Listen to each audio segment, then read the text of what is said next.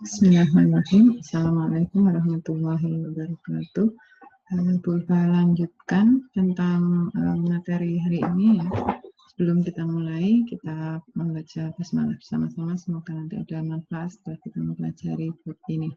Bismillahirrahmanirrahim. Hari ini kita mempelajari tentang ilmu pengetahuan, teknologi, dan seni. Sebelumnya kita juga mempelajari beberapa bab khusus ya, seperti masyarakat madani, kemudian kebudayaan, dan lain-lain. Sebenarnya tujuannya agar kita tahu bahwa Islam itu memberikan ruang yang cukup besar untuk pengembangan ilmu pengetahuan, teknologi, dan seni. Jadi hari ini kita akan mempelajari beberapa step yang cukup sederhana yang bisa semoga nanti bisa membuat kita terinspirasi untuk mengembangkan pengetahuan, teknologi, dan seni sebagaimana orang-orang terdahulu yang telah mencontohkan kebaikan untuk kita. Kita mulai. Jadi dimulai dari pembahasan akal dulu sebelum ke teknologi dan lain-lainnya. Jadi mengapa kok kita itu harus mengutamakan perawatan atau pembinaan akal?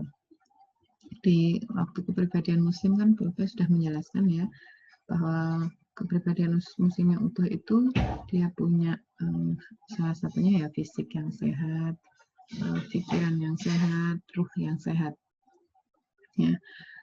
Pikiran yang sehat berarti ada akal di sana. Kenapa kok akal itu harus menjadi tonggak dalam suatu kepribadian muslim? Karena akal itu karunia untuk manusia dari Allah untuk berpikir. Jadi kenapa kita dibedakan dengan hewan? Karena kita memiliki akal, ya. Kita mampu berpikir, mampu melihat lingkungan, mampu menentukan yang baik dan buruk, mampu menentukan sesuatu optimal mungkin dan seideal mungkin untuk dilakukan. Ya. Jadi akal itu peralatan untuk menuju rohani yang baik. Ini di surat di ayat ini ya. A'udzubillahi minasyaitonirrajim. Laqad darabna li jahannama katsiran, dan sesungguhnya kami jadikan untuk neraka jahanam katsiran, kebanyakan, minal jinni wal insi, kebanyakan dari jin dan manusia. Lahum qulub, mereka punya hati, la yafqahuna biha, tapi tidak dipergunakan untuk memahami ayat-ayat Allah. Walahum a'yun, mereka punya mata, la yubsiruna biha, tidak dipergunakan untuk melihat tanda-tanda kekuasaan Allah. Adanu, punya telinga, la yasma'una biha, tidak untuk mendengar ayat-ayat Allah. Ulaika kal an'am, mereka itu seperti binatang ternak, balhum adall, bahkan lebih sesat lagi. Ulaika humul ghafilun, mereka itulah orang-orang yang lalai. Ya, jadi bagaimana akal itu bekerja? Kalau dalam ayat ini itu melalui 3 hal. Yang pertama melalui hati, ya, melalui hati untuk memahami ayat-ayat Allah, mempelajari ayat-ayat Allah. Apa itu ayat-ayat Allah? Nanti saya jelaskan lebih lanjut. Yang kedua memiliki mata, tapi tidak untuk melihat tanda-tanda kekuasaan Allah. Ya, mata hanya untuk melihat gitu, tapi untuk melihat kekuasaan Allah kan itu perlu berpikir ya, perlu berpikir. Yang ketiga punya telinga, tapi tidak dipergunakan untuk mendengar ayat-ayat Allah. Ya mungkin mendengarkan Quran gitu, tapi mendengarkan yang lebih dalam itu mampu membuat kita berpikir dan memfungsikan akal kita. Nah, orang-orang yang tidak menggunakan hatinya, tidak menggunakan telinganya, tidak menggunakan matanya untuk memahami ayat-ayat Allah, memahami kekuasaan Allah, memahami segala sesuatu yang ada di sekitarnya yang bisa mengingatkan dia pada Allah, dia itu seperti an'am tadi, seperti binatang ternak. Balhum awal, bahkan lebih sesat. Ya. Tidak menggunakan hati, tidak menggunakan mata, tidak menggunakan telinga untuk lebih mendekatkan diri pada Allah, maka dia itu seperti binatang ternak, bahkan lebih buruk dari binatang ternak. Ya, mereka itulah orang-orang yang lalai. Kenapa kok lebih buruk? Kalau manusia tidak menggunakan hatinya, tidak menggunakan telinganya, tidak menggunakan matanya, ya, yang muncul adalah nafsunya, maka dia akan bertindak lebih buruk dari binatang ternak. Karena binatang ternak itu misalkan singa itu jarang sekali yang memakan temannya. Tapi kalau manusia yang sudah tidak punya hati, tidak punya mata, tidak punya telinga, tidak memandang lagi kekuasaan Allah di sekitarnya, maka dia bisa berbuat yang lebih buruk dari hewan. Mereka itulah yang namanya wafilun, orang-orang yang lalai. Nah, sekarang apa hak-hak akal itu? Hak-hak akal itu ada dua. Ya, yang pertama, memikirkan tanda kebesaran Allah. Ini hak, seperti sebagaimana kita punya fisik ya. Fisik itu haknya apa? Fisik haknya memperoleh makanan yang sehat, yang halal dan thayyib, yang halal dan baik. Yang tercukupi gizinya, tercukupi proteinnya, tercukupi karbohidratnya, lemaknya, semuanya, vitamin-vitaminnya, itu hak tubuh. Kalau hak tubuh tidak dipenuhi, maka kita akan jadi lemah. Hak tubuh yang lain adalah beristirahat, itu hak. Ya, karena hak, jadi kalau tidak dipenuhi ya pertumbuhannya tidak terlalu bagus, ya tidak terlalu optimal. Ya sakit, kemudian mudah, ya sakit lah pokoknya ya, terutama di masa pandemi ini. Anda harus benar-benar konsen untuk memenuhi hak-hak tubuh Anda ya. Beristirahat, makan makanan yang cukup, olahraga itu harus. Kenapa? Kalau dia melemah, dia mudah sekali untuk terkontaminasi atau terinfeksi oleh virus-virus yang ada di sekitarnya karena haknya tidak terpenuhi. Nah, hak akal juga seperti itu. Hak akal ada dua. Yang pertama, memikirkan tanda kebesaran Allah. Itu haknya. Jadi akal itu jangan dipakai berpikir yang lain-lain dulu, pakai untuk memikirkan tanda kebesaran Allah. Karena itu haknya dia. Karena kalau tidak dipakai, dia tidak bisa berkembang, dia tidak bisa terpenuhi fungsinya. Fungsi akal itu apa? Fungsi akal yang pertama itu mengantarkan atau menyadarkan dia ya bahwa Allah itu besar dan dia kecil, dan kemudian mentaati semua yang dari Allah. Itu fungsi akal. Ya. Jadi harus dipenuhi. Memikirkan tanda-tanda kebesaran Allah itu harus dilakukan terus-menerus. Yang kedua, memikirkan tanda-tanda kebesaran Allah berupa Al-Quran, yaitu mempelajari isi Al-Quran. Itu hak akal. Itu hak akal. Kalau yang lain, Bu, belajar kimia, bahasa Indonesia, itu sarana untuk agar akal kita itu ke sana. Coba Anda perhatikan ilmu-ilmu yang Anda pelajari sebelumnya.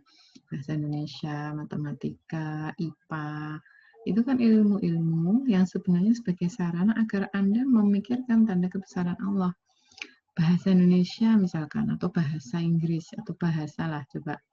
Ketika Anda mempelajari bahasa, terus Anda berpikir, di dunia itu ada berapa macam bahasa ya? Di Indonesia saja bahasanya ratusan ya, bahasa-bahasa daerah itu. Satu daerah dengan daerah lain sudah beda bahasanya, meskipun sama-sama bahasa Jawa. Itu. Belum lagi yang dunia. Kalau Anda pernah jalan-jalan ke luar negeri, Anda akan menemukan logat satu negara itu berbeda-beda. Logatnya dan cara pengucapannya, berarti bahasanya beda. Itu baru satu negara. Padahal negara di dunia itu ada berapa? Sekitar banyak ya, 200 atau 250-an negara. Berarti ada 250 bahasa. Ditambah setiap bahasa di negara itu berbeda, kayak di Indonesia itu ada sekitar 150-an bahasa. Nah, kok bisa bahasa itu begitu banyaknya? Siapa yang mengajarkan? Ya, siapa yang mengajarkan? Kemudian kita ingat ada ayat dibuat, Allah membuat bahasa itu bermacam-macam agar kita saling ta'aruf, agar kita saling mengenal. Oh, ternyata itu fungsinya. Itu baru bahasa Indonesia. Belum yang matematika. Kenapa kok matematika itu ada angka 1, 2, 3, 4, sampai 9. Ya, kemudian 10 itu 1 tambah 0. Kenapa kok 1 ditambah 0 itu jadinya lebih besar daripada 1 sampai 9? Gitu. 0 itu ada nggak? 0 itu ditemukan oleh Al-Jabar. Sudah pernah Bu Ulfa ulas ya, 0 itu ditemukan oleh Al-Jabar kalau tidak salah sebagai sesuatu yang sebelum 1. Gitu. Sebelum 1 itu apa? Sebenarnya Al-Jabar mengatakan tidak ada waktu itu. ditanya orang-orang, angka sebelum 1 apa? Enggak ada. Angka sebelum 1 apa? Enggak ada, kosong. Dia menyebut kosong, kosong, kosong, kosong gitu. Kemudian akhirnya dia menuliskan, karena tidak tahu jawabannya, dia menuliskan titik gitu. Sesuatu yang kosong dia beri, seperti kita itu tanda tanya gitu, titik gitu. Akhirnya titik ini oleh orang-orang Arab dipakai sebagai angka kosong. Angka kosong, empty, ya, kekosongan. Atau kalau di bahasa Inggris zero. Zero itu tidak ada sesuatu di dalamnya. Tapi anehnya ketika satu angka diberi angka zero ini, dia itu akan melejit. Ya, akan melejit ya, nilainya. 1 ditambah 0 jadi 10. Dia mengalahkan angka 1 sampai 9. Itu. Jadi kita kalau memikirkan berarti zero itu apa? Itu 1 itu apa? 1 itu Allah. Zero itu apa? Zero itu sesuatu yang kita kosongkan dari diri kita. Nggak merasa kuat, nggak merasa pintar, nggak merasa, pokoknya kosong lah. Kita itu kosongan, datang ke dunia itu kosongan. Ya, tidak punya apa-apa. Semua yang kita miliki sekarang dari Allah. Maka ketika kita punya pemikiran seperti itu, kita itu seperti 1 dan 0, 10 dari melejit lebih tinggi daripada yang lainnya. Itu fungsi akal ada di sana. Di surat An-Nur ayat 41, ya, tidak hanya kita yang punya akal ya, dan punya cara untuk beribadah. Di surat An-Nur, alam tara annallaha, ya, apakah kamu tahu bahwasanya Allah yusabbihu lahu ma fis samawati wal ardh wat tayru shafat, dan kepadanya bertasbih apa yang ada di langit dan di bumi, dan juga toir, burung, shafat, yang mengembangkan sayapnya. Semua yang di langit, semua yang di bumi, termasuk burung-burung, termasuk hewan-hewan, ya, mereka bertasbih, ya, punya cara ibadah. Kullu qad alima sholatahu wa tasbihah. Masing-masing tahu cara ibadah dan tasbihnya. Ya, wallahu alimun bima yaf'alun. Dan Allah Maha mengetahui apa yang mereka kerjakan. Apa yang di langit, apa yang di bumi, ya, itu semua makhluk Allah. Baik yang hidup, yang kita anggap hidup, maupun yang kita anggap mati. Dan semuanya bertasbih. Semuanya beribadah dengan caranya masing-masing, ya, dengan caranya masing-masing yang kita tidak ketahui. Ya, setiap saat mereka beribadah, setiap saat mereka bertasbih. Sebagai contoh, ini beberapa fenomena alam yang bisa kita lihat, ya. Ini sepertinya saya ambil dari apa ya, petir gitu ya, di suatu negara bagian di Amerika, ya, tertangkap itu oleh kamera. Petir itu ciptaan siapa? Ciptaan Allah. Dan dia bertasbihnya terkadang, ya, dia melafalkan Allah itu dengan tulisan yang kita anggap sebagai tulisan ini, mozaiknya gitu. Dan ini jarang-jarang, ya. Kemudian beberapa pohon, mungkin pernah Anda dengar seperti ini, beberapa pohon itu benar-benar seperti orang rukuk gitu. Benar-benar rukuk. Ya, di beberapa perkebunan atau di beberapa hutan itu beberapa rukuk, benar-benar persis seperti orang rukuk atau bersujud. Atau ini Masjid Abdurrahman kalau tidak salah, Baitur Rahman di Aceh, ya, ketika ada tsunami, ya, salah satu cara dia bertasbih, salah satu cara air bertasbih dan beribadah, ketika melewati masjid ini dia minggir. Padahal tsunami itu kalau mau ya melibas semuanya, karena yang di sana tidak ada sisa. Di sini tidak ada sisa bangunan yang lebih tinggi dan lebih kuat sudah habis semuanya. Tapi ketika melewati masjid, ya, dan karena perintah dari Allah, maka minggir. Ya, jadi air, kemudian lumpur, semuanya minggir semuanya. Subhanallah. Itu hanya karena mereka punya cara beribadah sendiri, dan itu harus kita pikirkan, ya, karena itu hak akal kita. Saya lanjutkan. Nah, apa sekarang hal-hal yang bukan menjadi hak akal? Ada, ya, beberapa hak yang bukan hak akal, ya. Jadi ada suatu ayat, ya, pertanyaan orang-orang ke manusia, yas'alunaka 'anis sa'ah, kapan terjadinya hari kiamat, ayyana mursaha, Ya, yas'alunaka 'anis saati ayyana mursaha.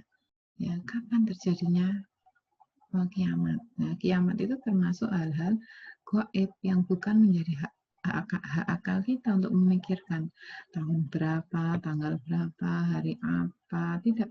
Ya, ya. Jadi mereka menanyakan kepadamu tentang kiamat, kapan terjadinya. Ya, ilmu haindar. Katakanlah sesungguhnya, ya, pengetahuan tentang kiamat itu ada di sisi Rabbu. Ya, kul innama ilmuha inda rabbi. Sesungguhnya pengetahuan tentang kiamat ada di sisi Rabbu. La yujalliha li waqtiha illa hu. Tidak seorang pun dapat menjelaskan waktu kedatangannya selain dia. Jadi kalau sesuatu yang gaib, ya sudah tidak perlu kita pikirkan, tidak perlu kita khawatirkan. Karena sudah termaktub di sini. Pasti orang-orang tuh nanya, mulai zamannya Nabi Adam sampai zamannya Nabi Muhammad sampai sekarang pun pasti bertanya, kiamat itu kapan gitu. Ini ada jawabannya. Kul innama ilmuha inda rabbi. Sesungguhnya pengetahuan tentang kiamat itu hanya Allah yang tahu. Dan tidak seorang pun diberitahu. La yujaliha liwaktiha illahu. Tidak seorang pun diberitahu. Kalau ada orang-orang yang mengaku tahu itu sok-sokan saja. Sebenarnya tidak ada yang tahu kecuali Allah saja. Pada hal-hal yang gaib ini kita tidak berhak untuk memikirkan, ya untuk mempersiapkan oke. Tapi kalau mau benar-benar menyiapkan apa memikirkan kapan dihitung itu hal-hal yang sia-sia. Hal yang bukan menjadi hak akal lagi adalah zat Allah. Ya, ini Rasulullah SAW bersabda, berpikirlah tentang nikmat Allah dan jangan sekali-kali engkau berpikir tentang zat Allah. Ini hadis sahih ya, dari as-sahihah. Jadi tidak boleh kita memikirkan zat Allah. Yang kita pikirkan nikmatnya. Ya, bagaimana Allah memberikan kita udara, bagaimana Allah memberikan kita air tiap hari, bagaimana Allah memberikan kita nafas dan lain-lain. Itu ya. Kemudian yang ketiga, hal yang sudah menjadi ketetapan hukum juga tidak boleh kita pikir-pikirkan. Misalkan kenapa ya sholat itu kok wajib gitu, kita pikirkan gitu, padahal orang non muslim itu nggak wajib sholat. Atau yang sudah jadi ketetapan, misalkan Anda lahir dengan kulit sawo matang di Indonesia, itu kan sudah ketetapan kot'i ya, tidak berubah. Saya Anda mikir kenapa ya saya tidak jadi orang Amerika, kenapa ya gitu. Seperti itu. Jadi sudah jadi ketetapan, jangan dipikirkan lagi. Nah, kemudian hal-hal yang mutasyabihat. Apa itu hal-hal yang mutasyabihat?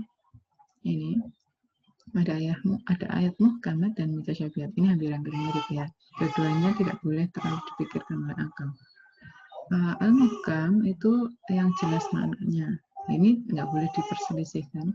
Yang mutasyabihat yang tidak jelas maknanya, yang tidak boleh kita pikirkan yang mutasyabihat. Ya. Jadi kalau yang muhkamat itu dari segi kebahasaan sudah jelas, ya sudah jelas maknanya. Ya seperti laisa kamitslihi syai'un. Allah tidak menyerupai sesuatu dari makhluknya. Jadi maknanya itu tidak seperti makhluknya. Tapi kita nggak boleh membuat makna-makna baru terhadap ayat ini. Selanjutnya yang mutasyabihat, misalkan ini contohnya, walam yakul lahu kufuwan ahad, dan Allah tidak ada satupun yang menyekutuinya, yang mirip dengannya. Hal ta'lamu lahu samiyya, dan Allah tidak ada serupa baginya. Ini di surat Maryam ayat 65. Jadi ini termasuk ayat mutasyabihat karena ayatnya belum jelas maknanya, ya, atau punya kemungkinan dimaknai macam-macam. Misalkan ini, Allah tidak ada serupa baginya, terus kita mikir pakai akal kita, tidak serupa baginya itu seperti apa? Seperti raksasa. Raksasa itu makhluk Allah pada zamannya Nabi Adam loh. Nabi Adam itu orangnya, makhluknya itu besar-besar.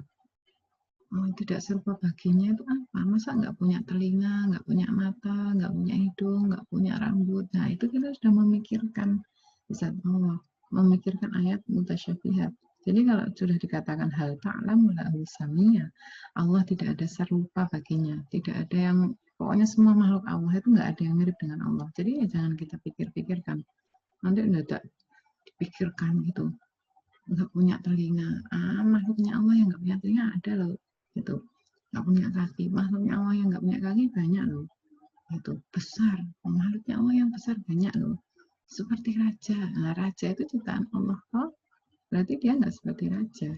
Jadi nggak perlu kita pikirkan. Ya, yang kita pikirkan nikmat-nikmat Allah saja.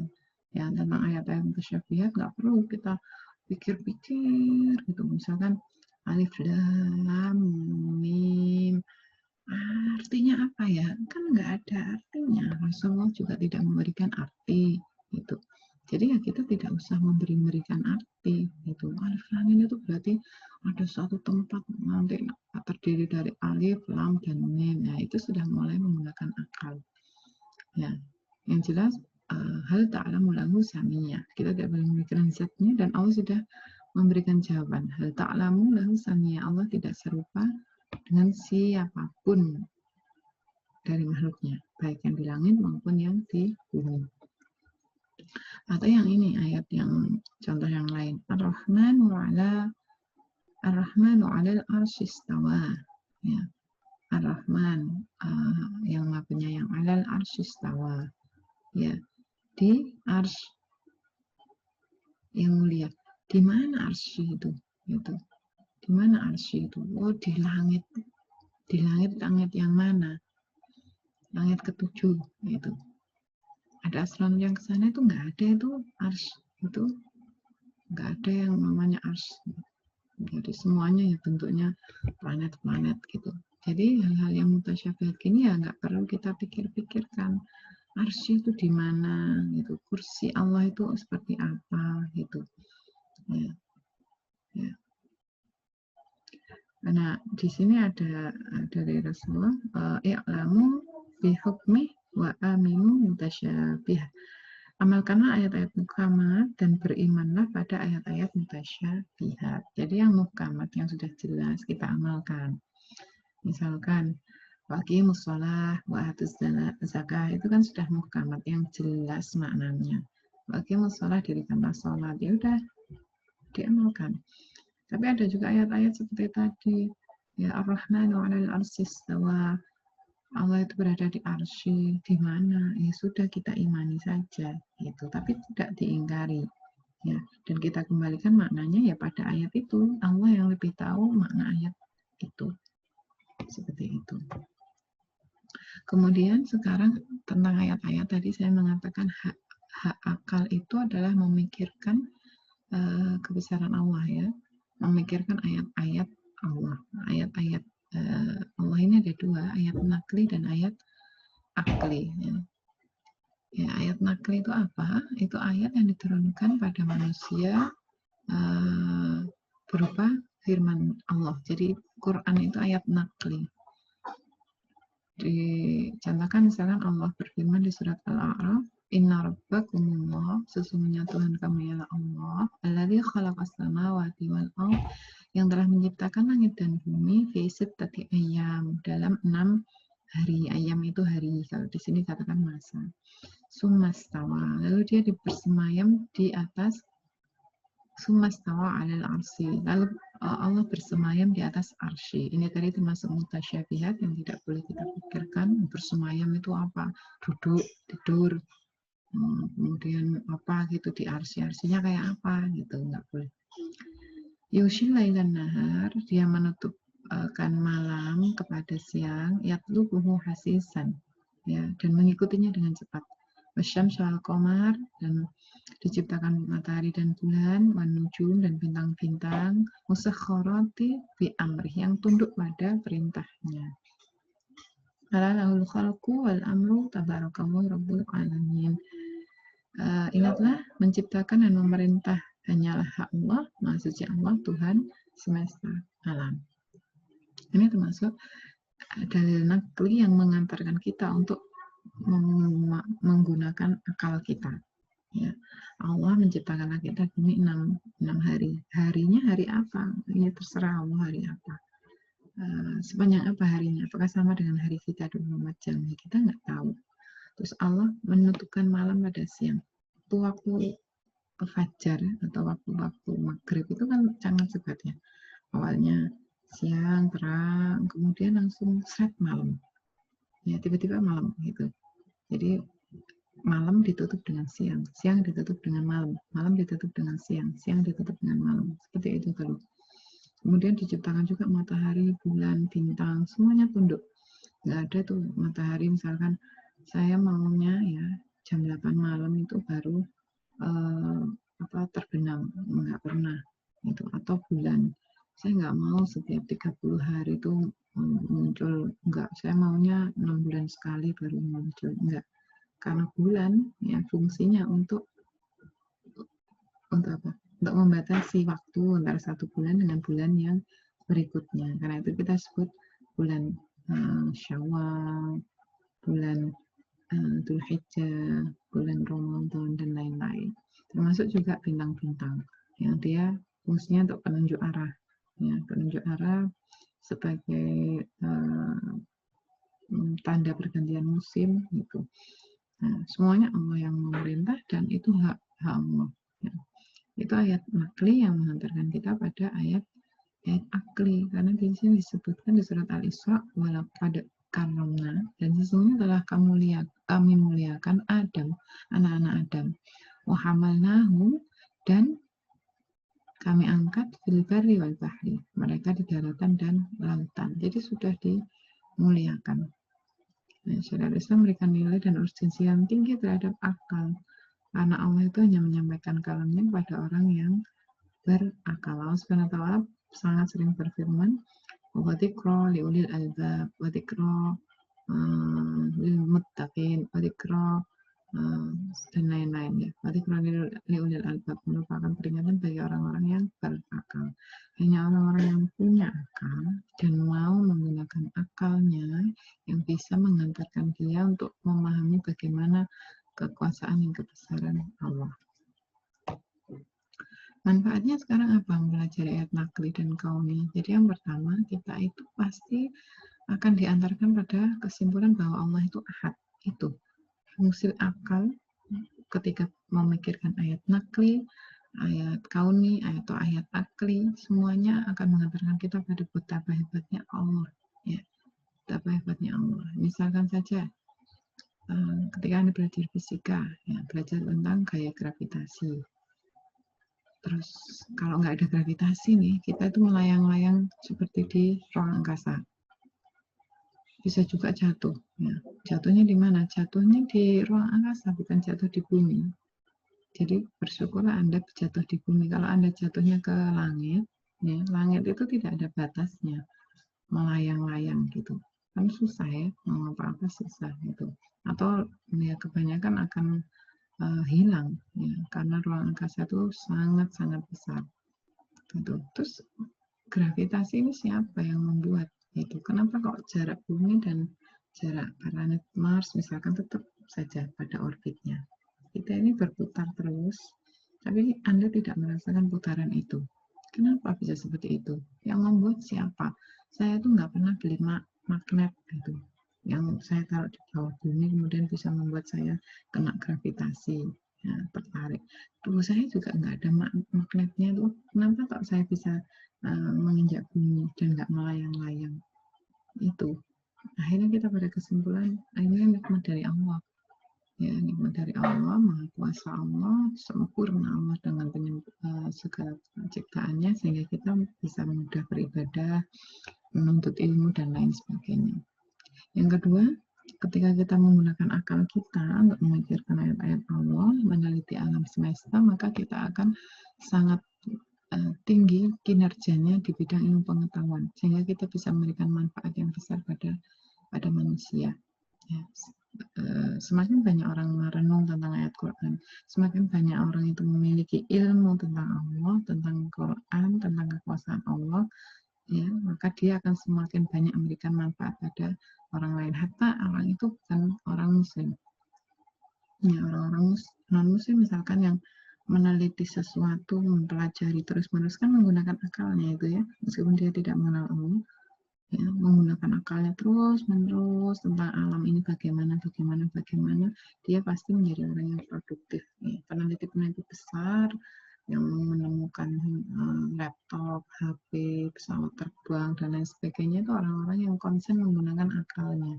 Nah, tiap hari akalnya digunakan untuk memikirkan yang bermanfaat dan positif.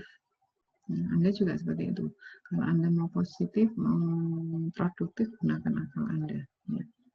Dengan cara apa? Ya, masukkan makanan yang baik pada akal Anda. Ya. Kalau melihat tontonan, cari tontonan yang tidak merusak akal Anda. Kalau bacaan, cari bacaan yang tidak merusak akal Anda. Ya. Baca. Itu untuk membuat akal Anda lebih produktif. Ini ayat Al-Quran yang mengarahkan pikiran manusia ya, di surat ini. Nurihim ayatina fil afaq wa fi anfusihim hatta yatabayyana lahum annahul haq. Awalam yakfi birabbika annahu ala kulli syai'in syahid. Nurihim, kami akan memperlihatkan ayatina, ayat-ayat kami fil afaq, ke segala wilayah bumi. Kita menyebutnya ufuk ya, ufuk. Ufuk itu kan pojokan ketika matahari terbenam. Ya, kalau afaq itu segala wilayah bumi, hamparan bumi namanya afaq. Mulai dari ujung kanan ke ujung kiri, mulai dari kutub utara sampai kutub selatan. Itu Allah memperlihatkan seluruh tanda-tanda kekuasaan Allah di sana. Baik yang kita anggap itu biasa saja atau yang masuk ke akal kita sebagai kekuasaan Allah. Jadi sudah diperlihatkan, nurihim akan kami perlihatkan ayatina, tanda-tanda kekuasaan Allah, kekuasaan kami fil afaq, ke segala wilayah bumi, wa fi anfusihim, dan pada diri mereka sendiri. Jadi pada diri kita itu juga ada tanda-tanda kekuasaan Allah ya, yang harus kita renungkan. Misalkan jantung saja ya, pernahkah kita berpikir jantung itu berdengupnya gimana? Jeduk gitu ya. Kalau kita mempelajari kenapa kok dia berdengup, karena dia itu kalau tidak salah sel-sel yang dia itu punya spontanitas gitu. Jadi tidak diatur oleh sel yang lain. Gitu. Jeduk gitu. Misalkan saja kita berpikir siapa yang mengatur irama itu tadi? Ya, kalau tangan mungkin kita yang mengatur ya. Misalnya Bu Iva mengatakan ini, Bu Iva mengucapkan ini angka 5. Bu Iva berpikir dan kemudian membuka dan merentangkan tangan. Oke. Tapi kalau jantung, saya mau memerintah jantung saya berdetak lebih cepat. Bisa nggak? Ayo kita lari, berdetak lebih cepat, mungkin itu. Tapi kalau pas tidur, siapa yang mengatur jantung Anda? Sehingga dia tetap berdetak. Andai kan jantung itu rewel gitu ya, protes. Saya sudah mulai anak ini bayi sampai usia sekian tahun ya, misalkan Anda usia 17 atau 18, sudah 18 tahun saya berdetak, Bu ya saya itu istirahat sebentar gitu. Biasanya kan gitu, Anda kan minta istirahat gitu, terus belajar gitu. Oke, Anda mengatakan istirahat aja sebentar, 2 menit aja gitu. Jantung istirahat 2 menit ya sudah, wassalam. Ya, orang-orang yang kebanyakan meninggal itu kan biasanya karena serangan jantung ya. Iya, jantung ketika dia langsung jeret berhenti ya, tidak ada oksigen yang masuk, akhirnya ya semua sel-sel tubuh akan mengalami yang namanya proses degeneratif atau proses menuju kematian. Itu. Tapi pernahkah kita berpikir, pas saya tidur itu yang ngatur jantung saya siapa itu? Allah toh ya, ketika kita tidur, ketika kita bangun, ketika Anda kuliah seperti ini, ketika Anda mendengarkan orang lain, ketika Anda nonton TV, makan, jantung Anda itu bergerak terus. Yang menggerakkan siapa? Allah yang mengatur, karena jantung Anda itu ciptaan Allah. Ya, dia akan berhenti ketika Allah mau minta dia berhenti. Itu tanda kekuasaan yang ada pada diri kita. Fi anfusihim. Jadi nurihim ayatina, kami memperlihatkan ayat kami fil afaq, di bumi, ya, di hamparan bumi, wa fi anfusihim, dan di mana?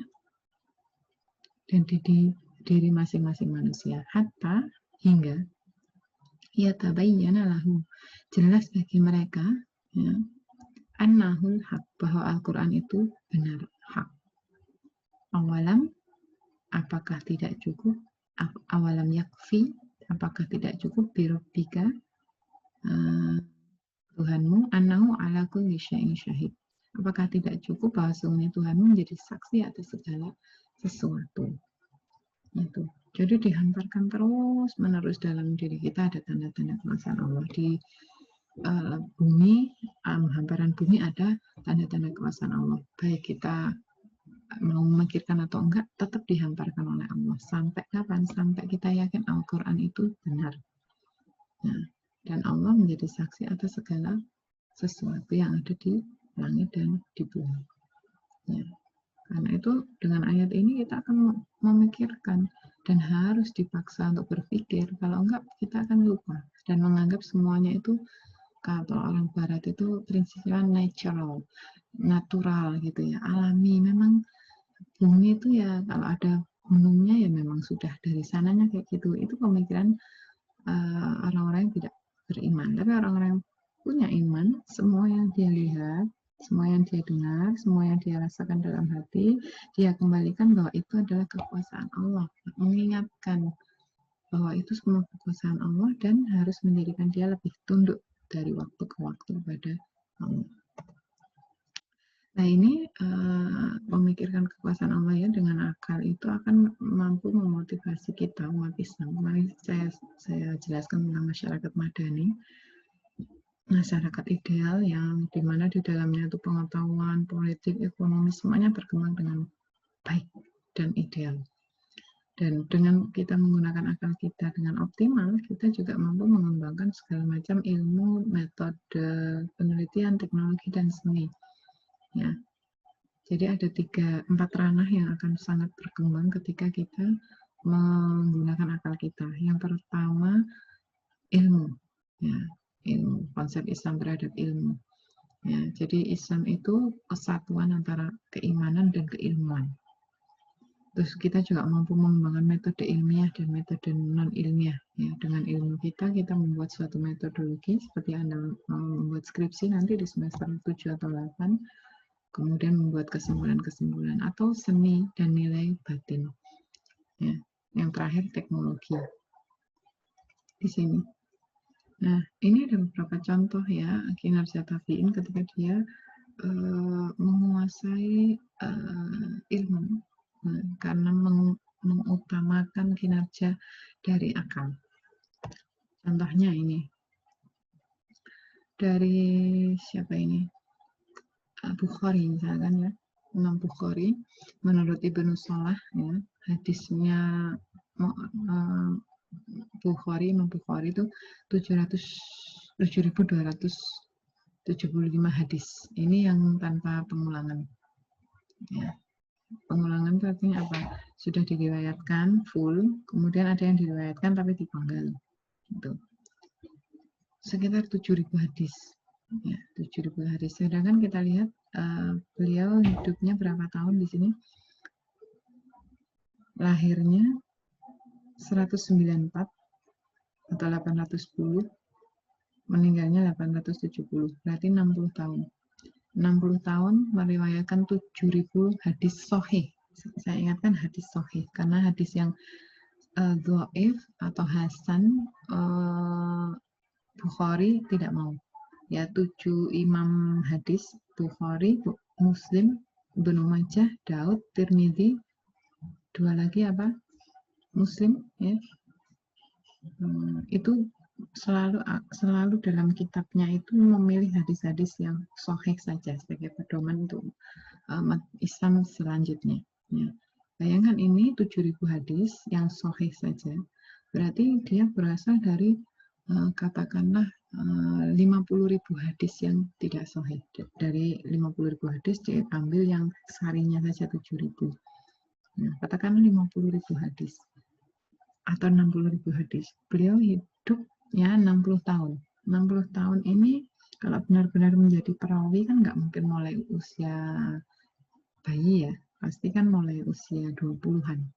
Ya katakanlah mulai usia 20 menjadi perawi hadis. 20 ke 60 berarti 40 tahun. 40 tahun bisa meriwayatkan 40.000 hadis.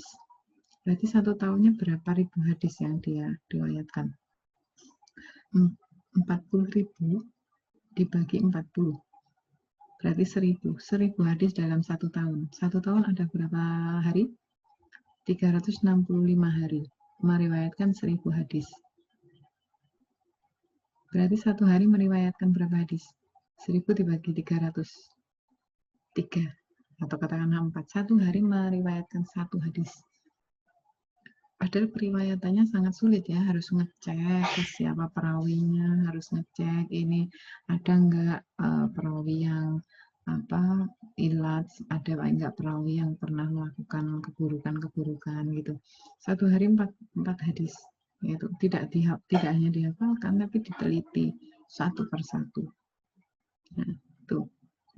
Ya, kalau Anda menghafal satu hari 4 hadis bisa nggak?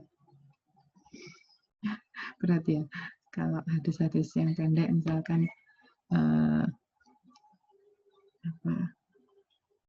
innamal a'malu binniyat itu mungkin masih bisa satu hari gitu dapat satu. Tapi kalau lengkap innamal a'malu binniyat wa innamal likulli imri'in ma nawa seperti itu lebih panjang dan ditambah dengan siapa perawinya kan lebih panjang lagi. Ya, saya nggak yakin bisa, tapi kalau Anda mau insya Allah bisa karena masa-masa setelahnya setelahnya Imam Bukhari, setelah imam hadis ini kita kekurangan sekali ulama-ulama atau ahli-ahli hadis.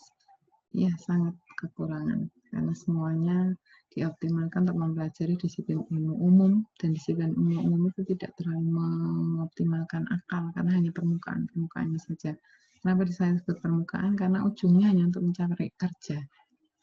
Itu. Jadi kelemahannya di situ. Jadi tidak banyak ahli-ahli dalam bidang-bidang hadis, ilmu teknologi dan lain sebagainya, jarang sekali. Itu. Kemudian kinerja yang kedua, ini Imam Syafi'i. Usia 9 tahun sudah hafal Quran. Ya, sudah hafal Quran. Kemudian ketika mau belajar ke Imam Maliki, usia sekitar 12 tahun, mau mempelajari kitab Al-Muwatta. Kalau nggak salah ya, kitabnya Imam Maliki, Imam Syafi'i ini sudah menghafal kitab itu. Ya, kitabnya kira-kira ya 1000 halaman gitu. Ya, jadi mau belajar sudah hafal dulu. Dan akhirnya menjadi seorang ilmuwan hadis yang sangat terkenal sampai sekarang. Itu ngatur waktunya gimana? Pasti bisa kalau mereka menggunakan akalnya, mereka bisa, buktinya bisa. Ya, Bukhari ini buktinya bisa. Satu hari 4 hadis, 5 hadis beliau teliti satu-satu, kemudian ditulis, kemudian dipilah-pilah mana yang sahih, mana yang tidak. Ya. Contoh yang lain, Al-Kindi ini penemu musik ya. Hidupnya kira-kira ya hampir sama dengan Bukhari di Kufah ya. Jadi beliau ini mempelajari musik dan menggunakan untuk terapi penyakit. Jadi bukan untuk hura-hura seperti sekarang, tapi beliau itu membuat ritme untuk memelihara kesehatan fisik, mental, emosional, dan spiritual. Jadi ada 15 karya buku yang sudah beliau ciptakan dalam hal musik. Kalau Anda tahu do, re, mi, fa, sol, la, si, do, ya, itu dari bahasa Arab ya, saya lupa, do, re, mi, fa, sol, la, si, do. Nanti kalau saya ingat. Jadi itu kalau di bahasa Arab kan kumpulan mutiara-mutiara. Jadi not itu dia anggap, Al-Kindi menganggap sebagai mutiara. Do, re, mi, fa, si, la, si, do. Nanti ketika kita ketemu di Meet, Bu Ulfa akan menjawab ya. Jadi itu dari semacam kata mutiara, semacam apa kata-kata yang intinya artinya adalah mutiara-mutiara yang berurutan, kemudian dijadikan not ya, yaitu do, re, mi, fa, sol, la, si, do. Dan itu dibuat ritmenya untuk menyehatkan orang, terutama yang punya ketidakseimbangan fisik, mental, emosional, spiritual, itu menggunakan terapi musik yang ditulis oleh Al-Kindi. Dan buku pertama Kindi itu judulnya musik, ya, musik. Ini cikal bakal akhirnya kata-kata musik yang sampai sekarang. Tapi sekarang berkembangnya tidak untuk obat ya, lebih ke arah ke bersenang-senang seperti itu. Ya, bersenang-senang, melalaikan. Ya, padahal pertama kali Al-Kindi menulis not-not itu untuk menyehatkan fisik, mental, emosinya, sehingga orang bisa seimbang lagi semuanya dan bisa beribadah dengan optimal. Kemudian yang dari ilmu pengetahuan dan teknologi, ini ada Avicenna, mungkin Anda sudah sangat kenal ya. Jadi tradisi Islam di teknologi netral ya, intinya itu mendapatkan kebenaran.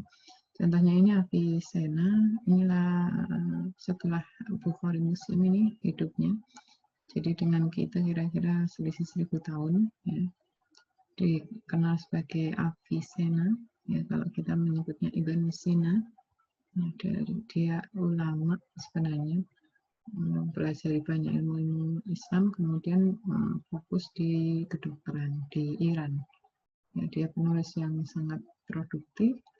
Bukunya ya, selama dia hidup, ini dia hidup 80 sampai 37. Berarti sekitar 20 tahun ditambah 37, 50 tahun dia mengarang 450 buku tentang kedokteran. Yang paling terkenal Al-Qanon Fitih. Ya, Al-Qanon Fitih. Jadi ini rujukan kedokteran sampai sekarang. Al-Qanon Fitih sudah diterjemahkan dalam berbagai macam bahasa.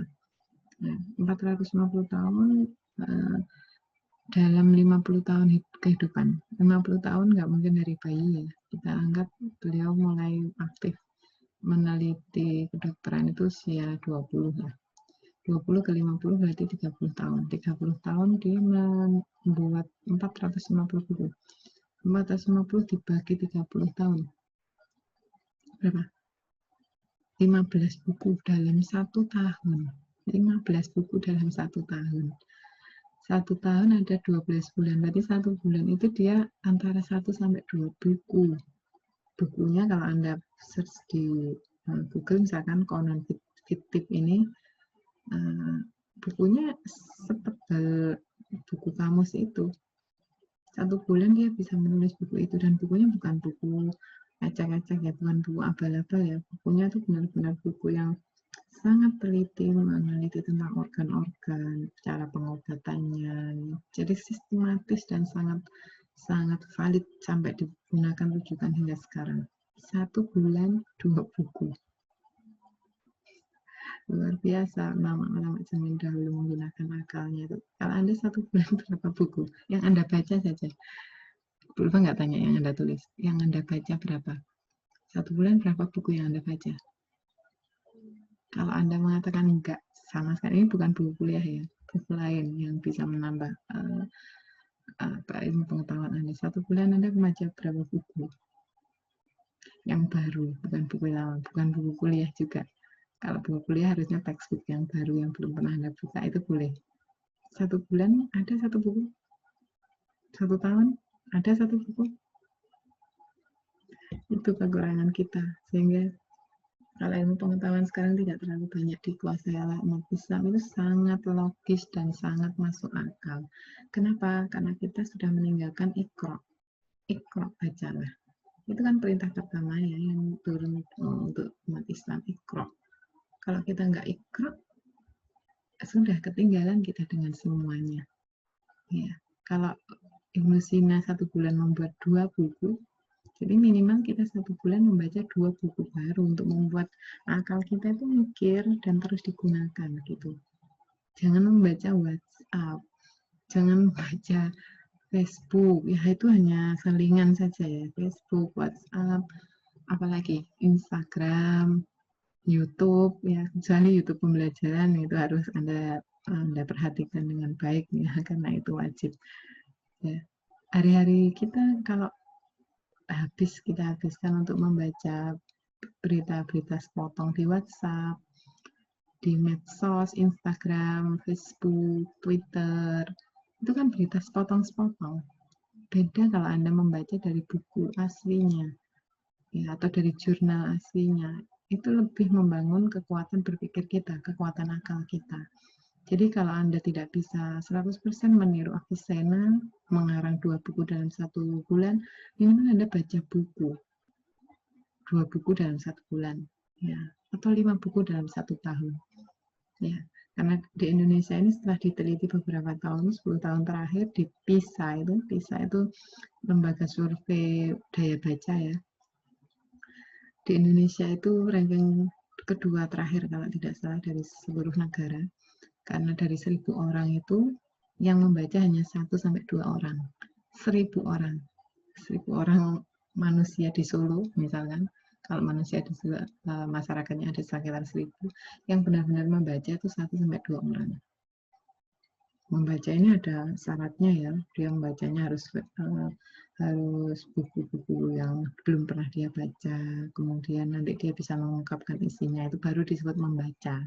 Nah, membaca judulnya Pak ya, Anda pergi ke Toga Mas, baca aja semua judulnya. Sudah Bu, saya hari ini sudah membaca 50 judulnya, bukan isinya. Ya, jadi kalau Anda mau maju, gunakan akal Anda. Bagaimana Anda menggunakan akal? Bacalah ayat-ayat Allah, kauni, ayat kauli, ayat akli, ayat nakli, lewat Quran, lewat buku-buku yang ada di sekitar Anda. Hatta buku itu bukan berasal dari orang muslim, tidak ada masalah, karena di dalamnya ada pengetahuan. Nah, sekarang apa hubungan antara ilmu, iman, dan amal? Di sini disebutkan la taqfu ma laisa laka bihi ilm. Janganlah kamu mengikuti apa yang tidak kamu punya pengetahuan tentangnya. Inna sam'a, sungguhnya pendengaran, wal basar, penglihatan, wal fuad, dan hati, ulaika kana anhu mas'ula, semuanya akan diminta pertanggungjawaban. Jadi kalau kita nggak punya pengetahuan tentang sesuatu ya jangan diikuti, karena semuanya akan dimintai pertanggungjawaban. Jadi ilmu, iman, dan amal itu sesuatu yang tidak bisa dipisahkan. Anda mengaku beriman, Anda harus berilmu. Kalau Anda sudah berilmu, sudah beriman, Anda harus mengamalkan. Jadi menjadikan itu manfaat bagi orang lain. Sepertinya ini akhir dari materi kita. Jadi kalau Bu Ulfa rangkum tentang ilmu pengetahuan dan seni ini, ada satu kesimpulan besar. Kalau kita ingin maju di bidang ilmu pengetahuan, teknologi, seni, maka kita harus menggunakan akal kita. Karena ketika kita menggunakan akal kita memenuhi hak akal itu untuk berkembang. Kalau akal itu berkembang, akan banyak kemanfaatan yang kita bisa berikan untuk orang lain. Ya, hak akal tadi berpikir tentang kekuasaan Allah dan berpikir tentang Al-Quran. Tapi ada 4 hal yang tidak boleh atau harus kita jauhi untuk kita pikirkan, yaitu memikirkan zat Allah, memikirkan ayat-ayat mutasyabihat yang tidak jelas artinya, karena hanya Allah yang mengetahui. Kemudian memikirkan hal-hal gaib, misalkan kiamat ya, kapan kiamat. Kemudian memikirkan hal-hal yang sudah qat'i, sudah jelas ketetapan hukumnya. Nah, itu tidak boleh. Jadi kita anggap semuanya Allah yang mengetahui alasan-alasan dan makna yang berada di baliknya. Yang bisa kita lakukan mengamalkan ayat-ayat yang muhkamat atau yang sudah jelas maknanya. Itu akhir dari pembelajaran kita. Kita break dulu sebelum kita tanya jawab. Silakan nanti dipersiapkan pertanyaan-pertanyaan atau saran atau komen yang bisa Anda ajukan lewat PJ mata kuliah. Ya, nanti kita akan diskusikan di Google Meet atau di Zoom. Lupa akhiri dulu. Assalamualaikum warahmatullahi wabarakatuh.